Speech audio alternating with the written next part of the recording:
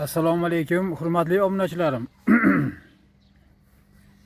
Hammalaringga salom.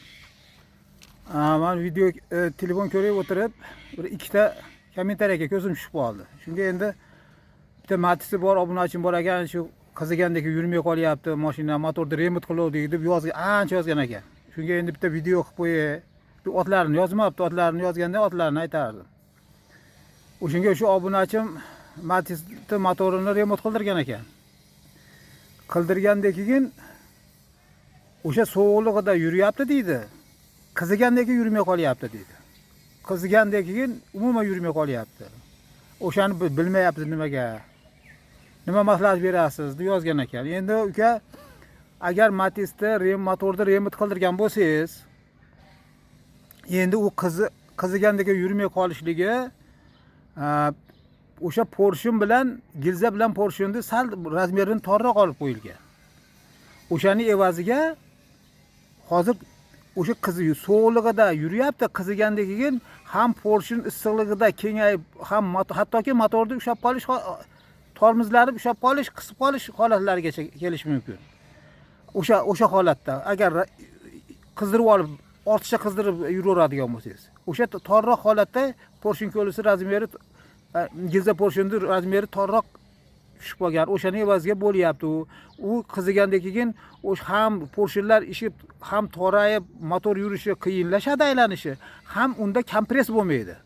Kompress bo'lmaganligi qizigandan keyin ko'lsalarda quvvat qolmaydi. To'rka porshunda o'zi qoladi. Quvvat qolmagandan keyin hatto bosim yo'qligi uchun mashinangiz statorda borsangiz qiyin aylanadi ham, yurmaydi ham.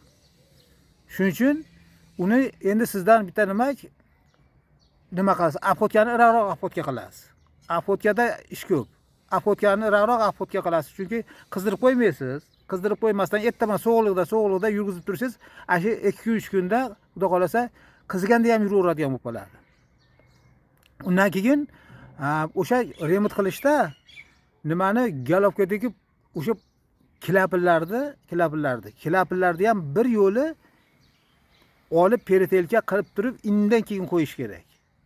Agar peritelka qilib qo'ymasangiz, o'sha kamiga o'sha klapinda yaxshi to'smaga yoqmaganligi uchun u ham qo'shimcha bo'lib turib, umuman qizigandan keyin yurmaydi. Ine mashina o'sha motorda remont qilganingizni quvvatini sezmaysiz ham. Masalan, gilza porshunni zo'r qilib tayyorlab, zagonni qilib qo'ydingiz, lekin motorning ishlashi to'g'ri, avtol rasxod qilmaydi-yu, masalan, ovozida farq bo'ladi, tortishida farq bo'ladi, o'nida yurgizishda farq bo'ladi, bittada olmaydi, qiyra qoladi, gaz rasxod qiladi, mana shunaqa holatlar bo'ladi. O'shaning uchun doimiy agar motorni remont qilsalaring, ustalarimiz ko'p, shu bir yo'lik klapin bilan klapinlarni ham pertelka qilib, yo klapinlari nosoz bo'lsa, bir yo'li yangi bosib, shunaqa qilib pertelka qilib qo'ydirsangiz, mashina xudo xolasa zo'r ishlaydi. Hozir aybi shu to'rkagina, shu hozir birinchi o'rinda porshun bilan gilzaga sal torroq tushib qolgan. Endi shuni yo bo'lmasa hozir antifriz qo'ymay, muzday suv quyib ertamanda apotka qilib tursangiz, xudo xolasa u mashina qiziganda ham yuraveradigan bo'lib qoladi. U naborat sizga yaxshi u. Nimagaki erta kunda bo'sh bo'lmaydi. U bir apotkadan chiqib olgandan keyin mashina zo'r yuradi. Shunga jicha sizga ishi bo'ladi xolos. Apotkadan chiqarish kerak bo'ladi. Endi haliginda o'zi porshunni moslab, bunda tashlaganingizda o'zi tushadigan qilib ustalar moslagani, u apotka qilmasdan meni yursangiz ham bo'laveradi. Shu stator bosingiz yuraveradi, qiziganda ham yuraveradi, sovuganda ham yuraveradi. U normali o'zi aslida o'sha. O sizdagi sal torroq tushib qolgan. O'shani evaziga bo'layotgan ish. O'sha apotkani izohroq apotka qilasiz, xudo xolasa, u mashinangiz yaxshi yuradigan bo'lib qoladi. Bundan betashvish bo'ling. Mayli, sog' bo'ling uka. Yana bitta obunachim Damazi bor ekan.